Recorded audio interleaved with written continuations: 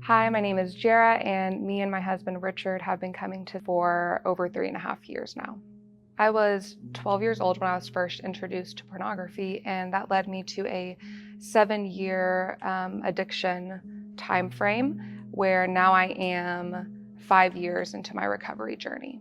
I was raised in the church, but under very strict conditions and rules that we were expected to live by.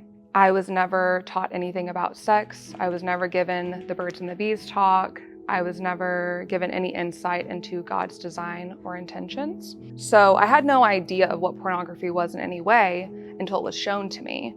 And looking back, it's hard because I feel like my life changed from the typical childhood things of enjoyment and laughter and the things that I play as even as a 12-year-old. My life quickly switched where the shame and confusion and guilt, the cycle that it started for me, was very hard to deal with as a child. And I didn't feel comfortable asking for help or asking questions because I already knew in my life I'm not allowed to ask questions about even things that seem so simple compared to this.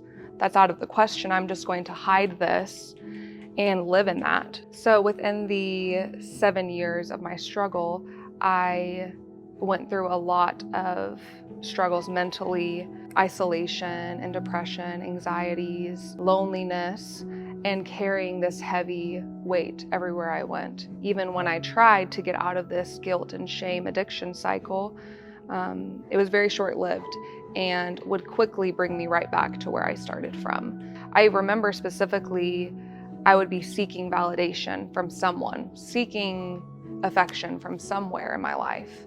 And if I didn't get that from a boy, I would resort to pornography to feel some type of affection or recognition of myself. That was the automatic response. That was the neural pathway my brain had made to automatically go to that. And I would try to be better and then automatically fall back into it because I hadn't gotten to the place where I really had a true relationship with Christ. Even though I was raised around Christianity, my view of God was so different than who he was. I thought he was angry at me. I thought he was ashamed of me. I didn't know who Jesus was at all. And so when I felt in my heart like I knew it wasn't right, I didn't feel like I could go to him because I thought he was angry at me. I remember a summer camp, a preacher mentioned, boys, if you struggle with pornography, you need to come out of the darkness. And when they mentioned the girls, they were pretty much more like, you need to be aware of what you're wearing so you don't cause the boys to stumble. So never had I ever heard it directed to the girls. And that just made it worse for me because I thought I'm the only girl that's struggling with this. And seeing it as a boy issue made me feel even more like dirty and alone in it. I constantly felt like I was carrying heavy chains on me, like a heavy burden everywhere I went. I never had relief. And I felt like I was keeping this secret from everyone in my life. And if they would ever find out, I would have no friends. Like everyone would see me in a different way. I thought that I was my sin because I was never taught. As Christians, we still have struggles and we will have temptations. And since I was never taught that, I thought this is who I am. Like something is wrong with me. And like I will never get free from this. This is how I'm gonna live the rest of my life. And once I started to study the Bible and study who Jesus really was, the door opened to me have actual relationship with Christ for the very first time. It was like a huge weight off of my shoulders of, okay, I am normal. I'm not like some outcast that I'm the only girl in the whole world who feels like this is a Christian.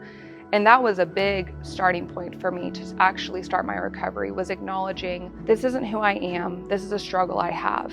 And having grace for myself that it wasn't going to be overnight. It was very hard because starting off, it feels very insignificant to say, I've been free from this for a day. I've been free from this for 1 week. Like I already wanted to say, I've been free from this for years. You know, it felt very discouraging to start off so small. But if you never start, you'll never have the years to look back on of freedom. So the sin thrives in the darkness. And once I pulled it out of the darkness, I already felt a huge relief. It was like I became a different person. And I even had people in my life come to me and say, you're different. I don't know how you've changed or what God has been doing, but you seem lighter, you seem happy, you seem full of joy instead of that heaviness and that shame that was in my spirit. So living in the freedom of Christ and living in the freedom from that addiction and that shame has completely changed not just me, but the trajectory of my life and where I am today. Because I'm married and I have a stepson who I love, and I wouldn't be who I am today if 5 years ago I didn't start my journey. I would say to someone who's struggling in this that there is hope.